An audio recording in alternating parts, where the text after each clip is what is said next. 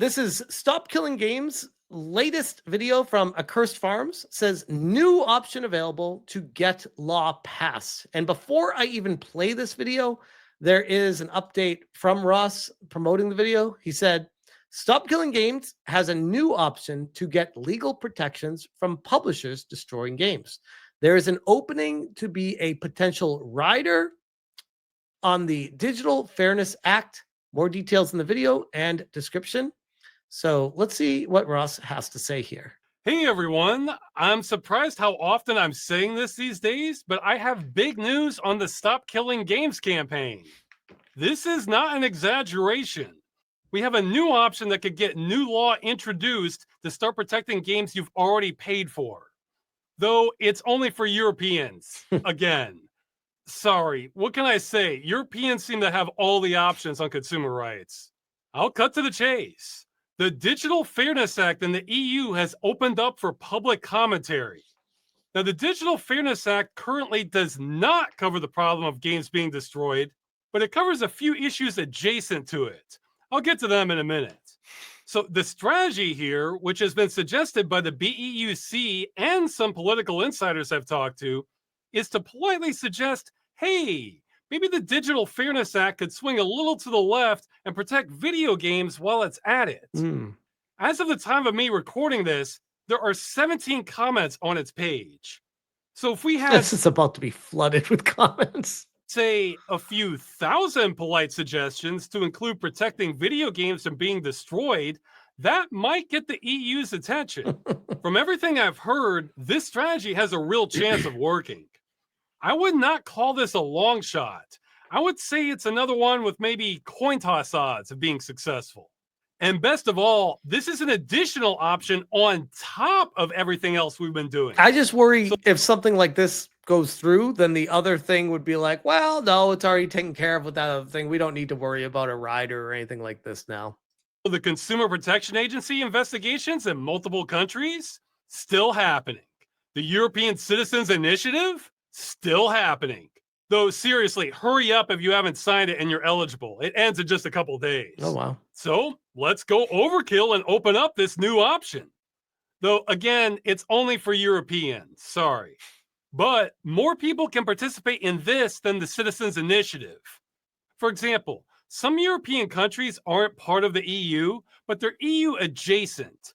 Like they'll share some policies with the EU. Guys, the EU, from an outsider, someone living in the USA, is so fucking confusing. Trying to figure out what's aligned with what and who's with who. Or actively trying to join it. So this is for all EU citizens, but if you're a citizen of Norway, Iceland... I'm Batman says there's 2,100 comments now. Wow. Turkey, or countries that are EU-ish, I've been told it's okay if you want to go and leave a comment on this also. Wow. Unfortunately, due to Brexit, that does not mean the UK. So UK commentary isn't going to help here. Sorry. So what should you say? Well, that's up to you. This isn't meant to be a template letter.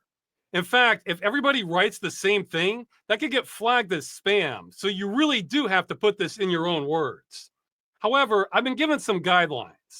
First, be polite. The EU is under no obligation to add our issue to the Digital Fairness Act. This is us making a request. So if you grouch at them, they'll probably ignore you.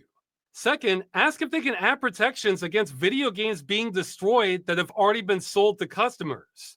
If you have a personal experience with this, that's even better. If there was a game you liked that was destroyed, or if you're worried about a current game being destroyed due to it being online. I mean, I'm noticing a trend with the UK ignoring petitions and people requesting things to be looked at. And it's very strange because aren't these like supposed to be governments working for the people? It seems like they're working at the people instead of for the people. It's very curious. And only with no end of life plan. You can tell them. Or you could bring up how hundreds of games have been destroyed already and hundreds more are at risk of being destroyed. There's been a community-made index of them here if you want to take a look. And of course, feel free to mention that the Citizens Initiative already has over 1 million EU citizens expressing support for protecting video games from being destroyed. That might give this a little more weight. Maybe avoid URLs though, since that might trigger spam filtering. Mm-hmm. You can just leave a sentence or two, or you can write a short essay. You have up to 4,000 characters to work with. Now, you do have to register in order to give a comment, but they give a few options here. Electronic ID, even Facebook and Google. Also, select EU citizen or non-EU citizen if you're Norwegian or something. Do not select... I find it fascinating that they allow Google as a sign-in for a government website. It's like, well, why Google and Facebook? Why not? Why is Apple not there? Why is Yahoo not there? It's very odd how they select a couple, like they get priority. It's like free advertising for them too. Consumer organization. Stop Killing Games is not an official organization. It's just a grassroots movement. Anyway, if you leave a comment on this, you could be opening up a whole new avenue to protect games. Let's make the topic of game destruction impossible for the EU to ignore. The whole world has been ignoring this problem for 15 or so years, so we're making up for lost time here. Speaking of time, some good news. Unlike the European Citizens Initiative, which ends in a couple days, this is open until October 9th. So if you're watching this late, you can still leave a comment and help protect games. In fact, I have no idea if the EU's website can handle a flood of people or not. So on the off chance it goes down, just come back later. So that's the main news. You can stop watching here if you want. But some of you may be wondering... I love this guy. Just brutal honesty. Like a very genuine, easy to trust person. Where like, here's all the information. Here's the facts. Here's everything you need to know. You can stop watching here. If you want to keep watching, here's other stuff I want to talk about. That's awesome. What is the Digital Fairness Act? And why is this a good option for protecting games? A very relevant question. Well, the Digital Fairness Act is a kind of hodgepodge of... Batman says, that's all? You can leave now. Like, hey, why are you still here? There's 5 minutes left of the video. Why are you still watching? Protections the EU is trying to push to rein in some bad practices occurring in the digital space. The big ones they mention are dark patterns in online interfaces, which is kind of weaponizing the GUI to do things customers don't want, addictive design of digital services that pushes users to spend more money, or hey, look at that, gambling-like features in video games. See, this is what I mean. That's not the issue of Stop Killing Games, but it's totally in the same neighborhood. Personalized targeting. Like if they were to push gambling ads on someone who's a gambling addict. I imagine something like that. Making it hard to unsubscribe from digital subscriptions and problematic commercial practices of social media influencers. I mean, they could easily add this as 0.6. That's a really good point. So what we're trying to do is add a number 6 there here. You go. Publishers permanently disabling video games they have already sold. Yep. I'm sure they'll word it differently, but you get the idea. We're trying to invite ourselves to the party here. Now, I know what some of you are thinking, and that's, whoa, Ross. I'm someone who thinks we shouldn't have a lot of government interference. Which I've heard a lot of pushback on that too, but that's so weak. And this looks like a lot of government interference. I don't want games being destroyed, but I don't trust the EU not to go too far on this other stuff. They could screw it all up. Well, guess what? You could be completely right, and I'm not trying to tell you otherwise. Stop Killing Games is single issue. We are only trying to stop publishers from destroying video games you paid for. I love that he has a very direct mission statement, and he doesn't lose track of that, ever. That's it. If we get that, then it's mission accomplished. All of this other stuff here is outside of our scope. So if you have strong opinions and all this other stuff, feel free to tell that to the EU also. See, the thing to realize is this stuff here is already set to happen.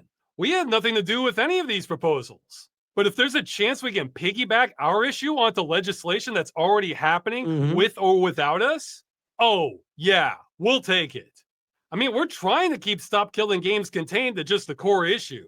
But with the industry lobbying against us and taking a pot shot at us behind the scenes, we'll take almost any help we can get.